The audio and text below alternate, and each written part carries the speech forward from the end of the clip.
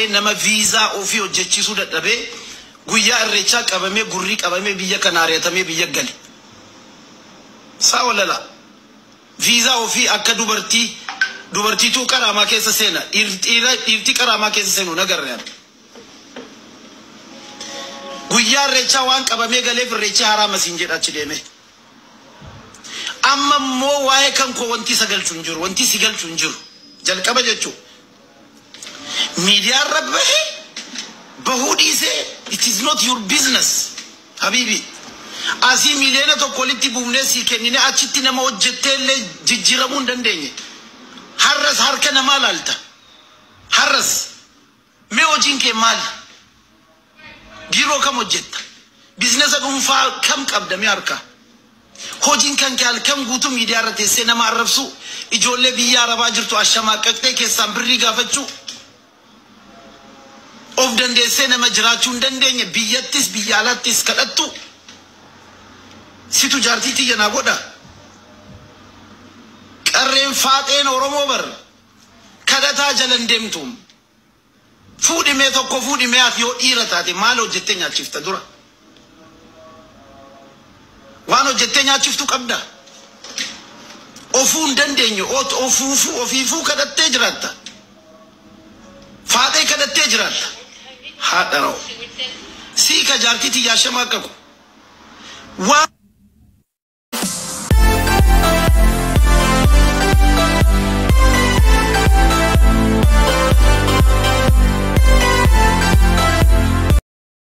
Atis jabeessitee beekta. Khamrii keessan hin dhugu, alkoolii keessan hin dhugu. Si galee bordee farshoo namni waan arge jechuudha. Yoon kana jedhu warra dhugu xiqqeessuu barbaadeetiin miti. It is right. Mirga guutuu qabu jechuudha. Isinii galee akkasiin garaa bal'ifatanii jechuudha. Kana godhatanii deemuun tarii nama guddaa nama godhee sakaan xiqqeessa yoo ta'ee jedhee si'iin miti firri ahliin kee jechuudha. Anaa har'aa malee anaa borii beekuu hin danda'u. Eenyuun akkan ta'e si galee ati tarii iccitii kee jechuudha akkuma keeshaa jooniyyaa tarsaa bakka hundatti facaasaa deemuu dandeessa laayifii kee iccitii kee waan jireenya kee jechuudha. Ani garuu gad ba'ee akka kee kanatti hin dubbadhu wallaahi summa wallaahi. Waa'ee kiyya dubbatte hunduma isaatu dhaga'ee hin jira. Nan kofla hedduun kofla maaliifi addunyaan ma jiraannu kana keessatti ilmi namaa tokko sadarkaa inni gahu jechuudha. Osoo ati lubbuu kee kana baaftee isaaf dabarsite hiriyyaa kooti nama kooti jettee lubbuu kee kana dabarsitee wallaahi summa wallaahi namni har'aa waa xiqqoo kanaan si jijjiira. Obboleettii kiyya obboleessa kiyya isinii galaa jira miti. Bareechaati of eeggadha. Ilma namaa waan jedhamu haadha abbaa kee yoo ta'een alatti isaanuu rabbii beeka wallaahi. Haadha kee abbaa kee yoo ta'een alatti ilmi namaa amantu hin jiru.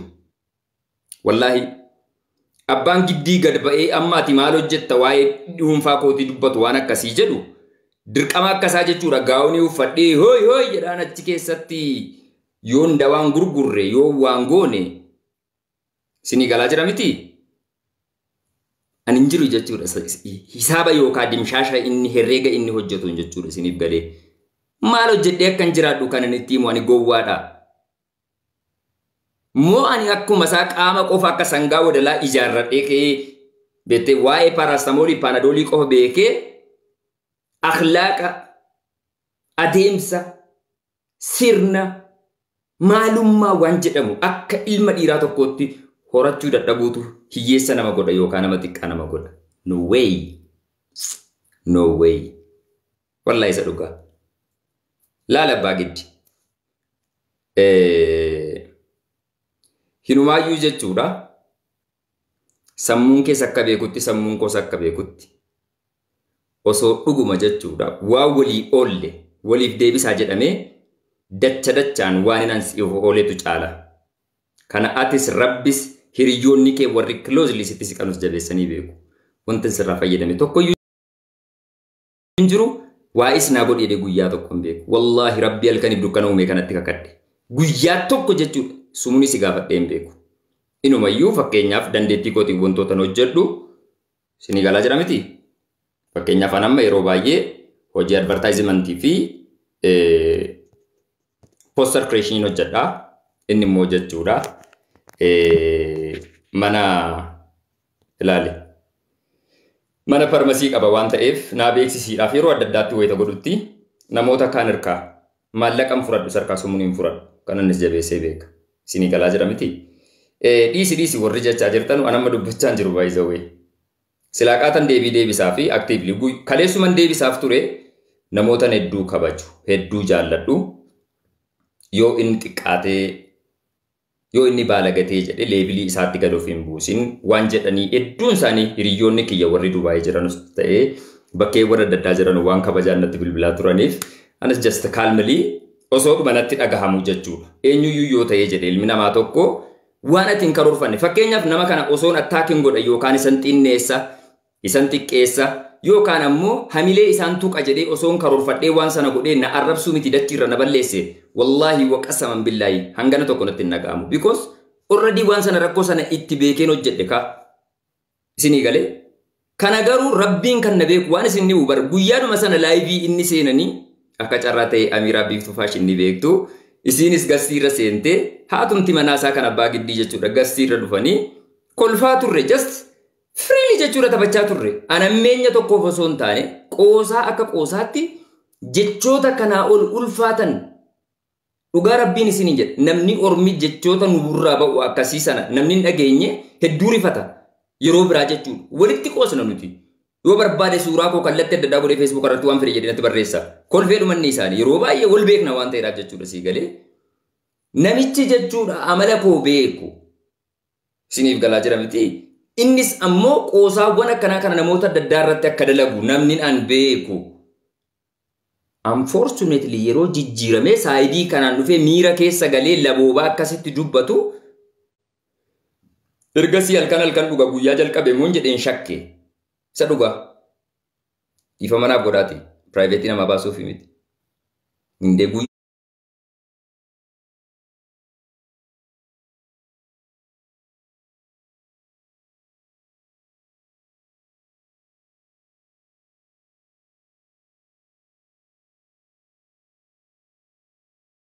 jechinan dubbadhe suni sadarkaa inni naaf deebisaa jiru sana hin madaalu gonkuma wallahi summa wallahi abbaa giddiitiif nama hangomna koo challenge isa waliin baay'ee arge dhiisaati namni guyyaa tokko lama kabajaan waliin nyaata waliin dhuge krediitii waan jedhamu wahii waliif qaba isiniif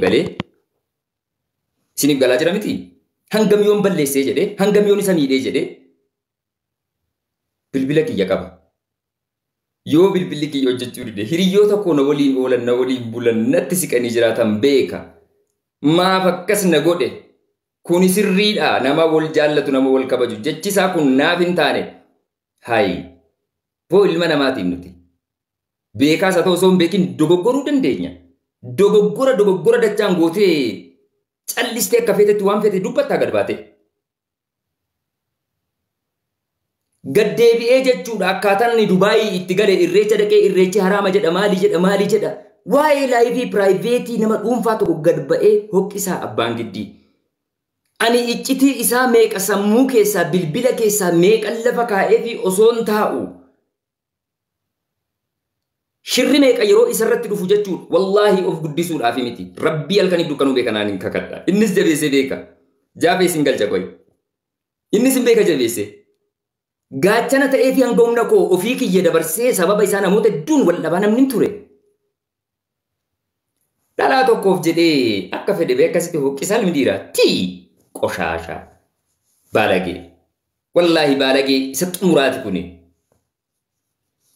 ani rakkachuu keessa bahee gad ba'ee yoon kadhadhe laali rakkachuu keessa bahee huccuu gad baasee yoon afadhee kadhadhe ilma haadha kore ani siin waanaa godhi jedhee siin abdadhu sirra sin eegu because ani sirra intala kee niyyaadhaaf hin kabaja qaba intala kee niyyaa isii xiqqoo sana sirra sammuu qabdi siin baay'isawway wallahi summa wallahi waqasaman billaahi niyyaan suni sirra sammuu guddaa qabdi beekumsa guddaa qabdi sii galaa jira miti ati jechuun rabbiin addunyaa kanarratti waa hunda naman dhoowwatu rabbii waa hunda si dhorkatee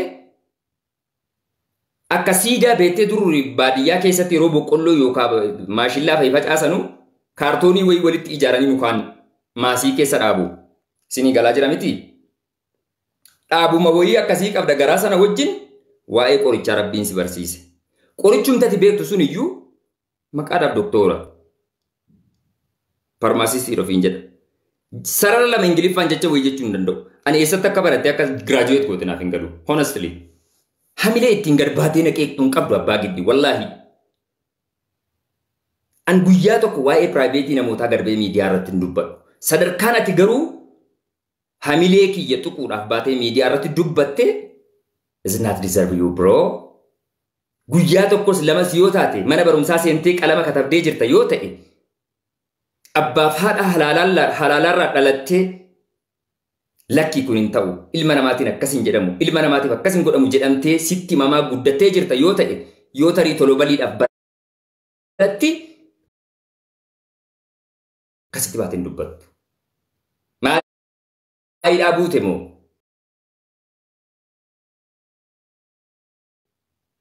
Atuma safara keessaa mana dandamatti akka abda'u. Hai. Inni fuudhu inni maal ta'u? Waa'ee fuudha waa'ee laayifii kiyya single to bro. Yoo tarii waliin ciisuu hin danda'u namni kan jettu ta'e natti fide rakkoon jechuun mafataa tashkoon rakkoo tokko iyyuu hin qabnu isaan sii galaa jira miti. Kanaa achitti bro leebilii kanaan garbaatee dubbachuun hangati geessu si xiqqeessa. Aniif ati osoo wal arrabsine wallaahi waqasaman billaahi sirraa hin fokkisa. Kiyya namni kolfee dhiisee bira darba hin kofla kiyya irra guddeessi. Sii galaa jira miti. Maalati yoo xiqqaate jedhati qaamuma keetiif umrii keetiif. Atammuuf beekaan jirtu ilkeen sirraa dhisoo jalqabee jira abbaa giddi. Ana fa'iin kompeer wal goota bari hin qaanfattu jajjabeessa akka du'a. Wallaahi summa wallaahi. Obboleessa kiyya narra guddaa osoo argite hin qaanfattaa barra. Sii galee? Yoon kana jedhu ani daa'ima xuuxxoonaa bitaa jechaan jiru. Alhamdulillah umrii murteessaa keessan jira. Garuu leebilii keetiif kiyya bulfaana kompeer gootee sii galaa jira miti sadarkaa ittiin gad baatee miidiyaa irratti haqqistu hin qaqqabu bro. Abbaa giddi. Jaartii keessii gaafa jimmatti fuutu wajjin hin taane yaadatta?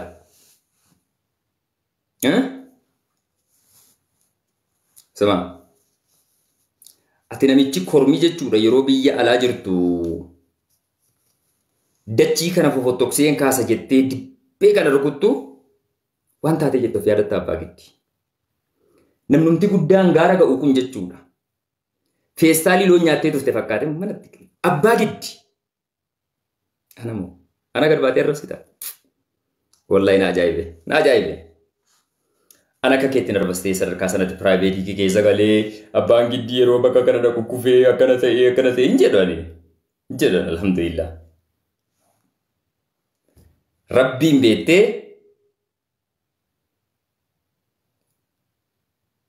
ilma dhiiraa tokkoof wantoota kennuu qabu hedduu isaanaaf kenneera jedhee nama gammaduudhaan alhamdulillah rabbil alamin. Wallahi hedduu isaa jechuudha sii galee naa kennee jira alhamdulillah.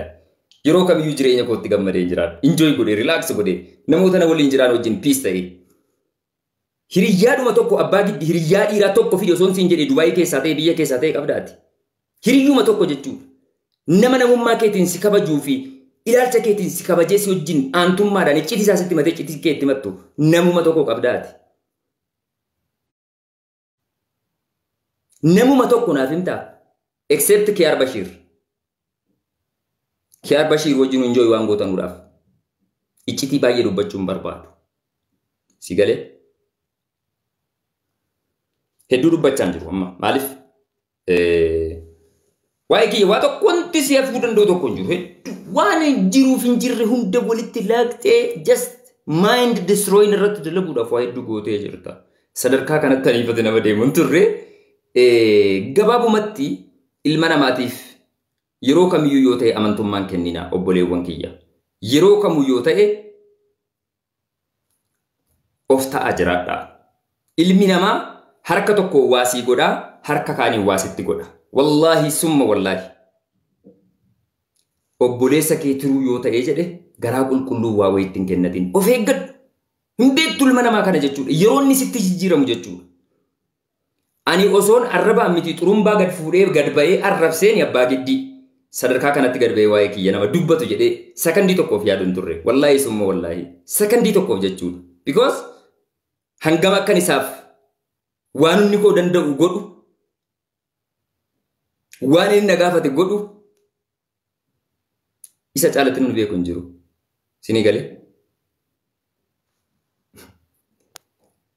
Waggaa almost waggaa kana jimmatti dhaqee jaartii isaa fuuchuuf yeroo dhaqee jedhu jechoota inni arraba xixiqqaa hundi keenya iyyuu fakkeenyaaf nama Itoophiyaa keessa argan dhufee jedhe alhamdulillah almost waggaa tokko fooyi ta'ee jira. Mootummaa kana nama mormaa ture keessaa tokkodha. Ammas bakka kanatti hin fakkaannetti nama mormuudha. Eessayyuu jiraadhu bakka kamuu jiraadhu eenyurraayyuu sodaan qabu eenyurraayyuu faaruu yookaan ammoo qeeqa isaa dantaa irraa hin qabu. Sinii galaa jira miti. Hangam mormu garuu bifa seera qabuun bifa beektee sababa waan tanjabilte qabatama ta'e wayii irratti indipende ta'e komiikoos gaafiikoos mormiikoos dhiyeessa mootummaadhaaf malee jechoota beektee ijoolleen akka barandaatti guddattee jechoota xixiqqoo hin dubbadhu gonkuma. Wallahi isa dhugaan isiniin jedha. Na beektu namoonni miidiyaa irratti na beektan hedduun keessan. Kanaafuu hedduun keessan dhiisi jechaa jirtu. Dubbachaan jiru mamma baay'isawee. Wallahi dubbachaan jiru. Maal amma nam tokko arrabseera. Jecha badaadha nam tokko jedhee arrabseera. Just depend on the truth. Dhugaan immoo ilma waaqaati. Filannoon qabdu dhugaan. Isinii galee isinumaaf hanga tokko visible ta'e. Maaliifi waan kana ni gonkuma iyyuu jechuudha. Qiicadhee jechuudha qadoqqee looniitti qoosaan ture ani ganama na hubachaa turtu yoo ta'e jedhe.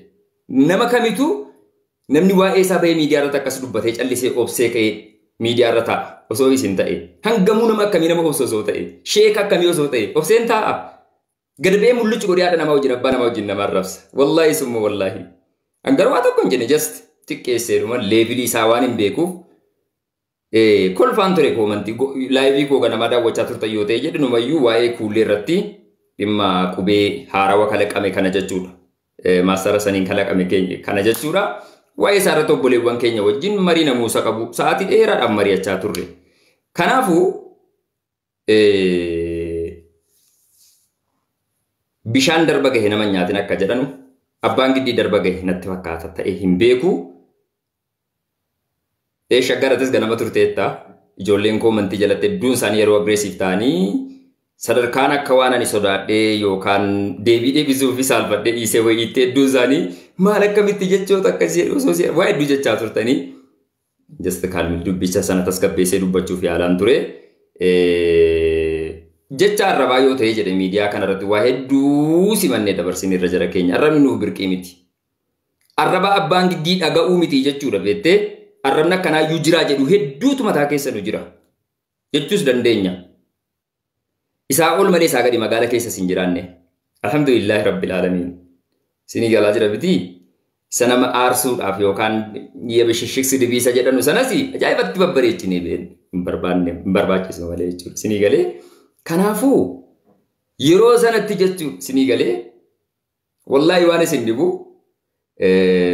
obboleewwan keenya sagantaa cidha isaatii jedhanii jaartii ammaatii miti kan duraanii sana.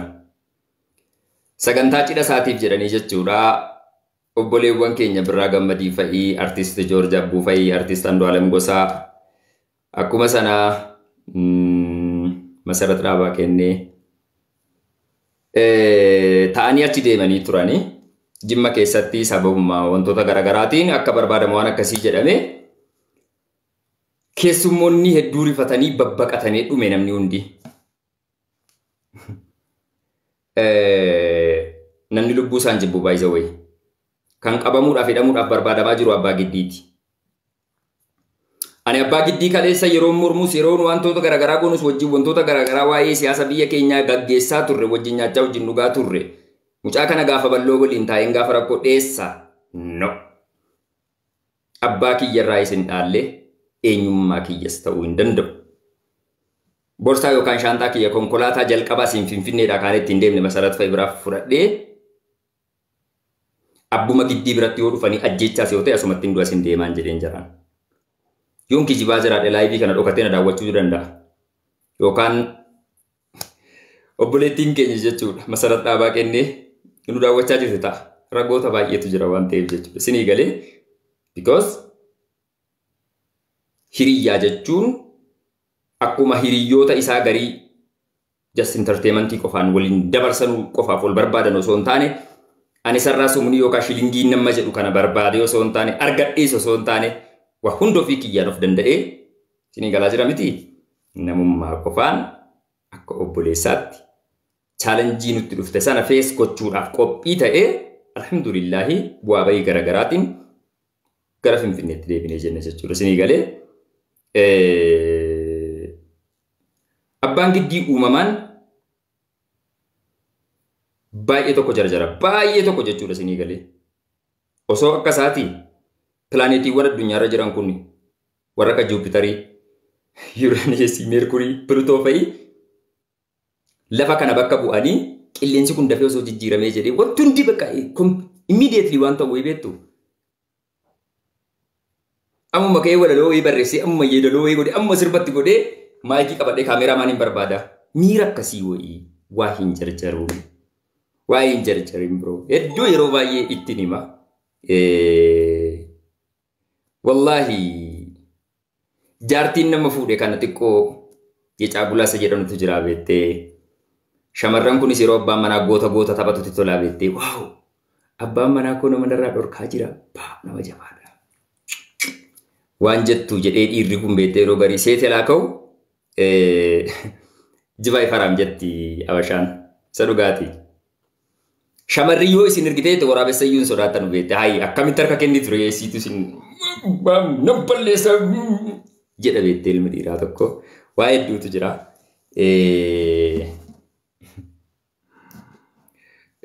Yoo dubbanne wallahi rakkoo guddaadha. Wankiyya hedduu keessan just akka waan kana kaalmu push na gochaa jirtu akkuma dubbadhu iyyuu na wallaalchisaa jirtu wallahi summa wallahi akkuma dubbadhu iyyuu na wallaalchisaa jirtu because namni tokko yoo waan freedomiidhaan yookaan bilisummaadhaan waa dubbachuuf jedhe yaadotni madduuf isiniif galee dhiibbaa wayii immoo isinirra jira yoo ta'ee jedhe of qabdu isinii galee of qabdu.